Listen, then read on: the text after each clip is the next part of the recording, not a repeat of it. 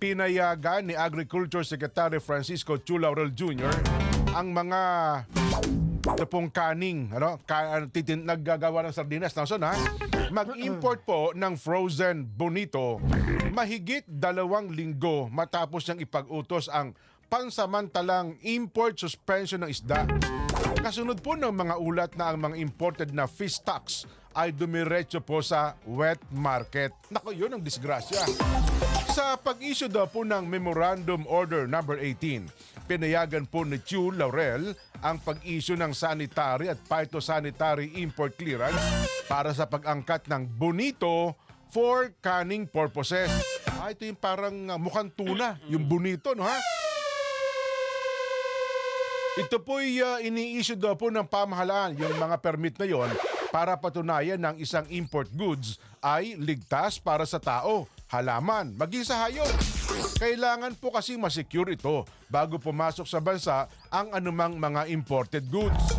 Nauna na pong naglabas ng Memorandum Order 14 si Chu Laurel para pansamantala pong suspendihin ang pag-i-issue ng SPSIC para sa pag-angkat ng frozen round scad o ito pong galunggong, mackerel, yun hong alumahan, yun hong bonito, yun po namang tulingan.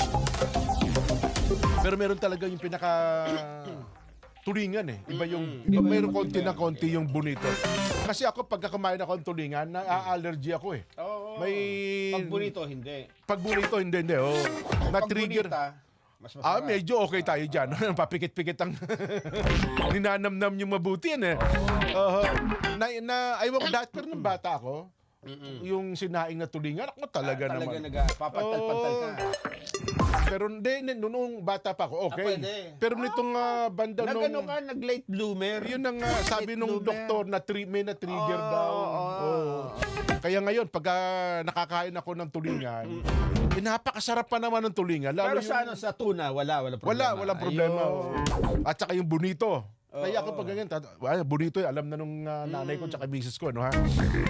Kasi pagka hindi, nalusutan tayo, delikado. Hindi daw po sa bababa sa 100,000 metriko toneladang imported na galunggong ang na-divert, mantakin mo yan, sa halip po doon sa mga gumagawa ng sardinas, napunta sa mga palengke nito pong nakaraang 9 na buwan. Base po sa monitoring ng DA, ang retail price ng lokal na galunggong nasa pagitan po ng 150 hanggang 250 per kilo. Yun po namang Indian mackerel. Paano niyo makikilala yung Indian mackerel? Hulugan po ang bayad dyan, ha? Bawal po ng cash. Nako, 200 hanggang 360 pesos.